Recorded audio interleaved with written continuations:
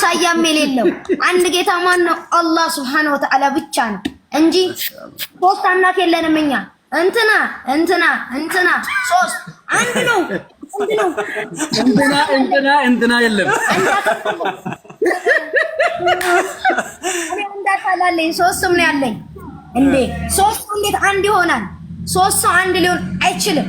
ይሄ ራስ ማታለል ነው የሚሆነው። አረ ወላሂ አላህን ፍሩ። የባይብል ቋንቋ ነው ያለው አሁን ክርስቲያኖች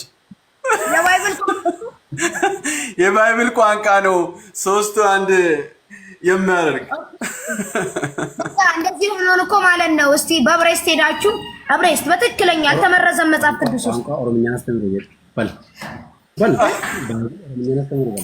ባይብልን ማለት በኦሮምኛ ማስተማር ትችላላችሁ። በፈለጋችሁ ታስተምሩ እየተባላችሁ ነው ይችላል። ስላሴ አይደለም ኦሮምኛ አማርኛ ማስተምሩ በለው ባይብል ራሱ ማር ኦኬ ልክ ነው። እሺ እዚህ ጋር እርሶ ብትሉ ደግሞ ጥሩ ነው። እንደውም አንድ ነገር ልንገራችሁ።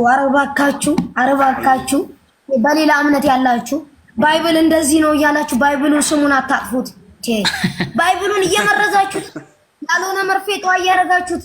ኧረ ተው፣ ህዝብ እንተሳሰብ፣ ህዝብን አንመርዝ። አልሐምዱሊላህ እንግዲህ ምን ታረጉት? አላህ ደግሞ ማለት ነው ድንጋይ የሆኑትን ማለት ነው እያረጠባቸው ዲነን ኢስላምን እያሶፈቃቸው ነው። ለዚህ ደግሞ ማለት ነው ምንም ማድረግ አይቻልም።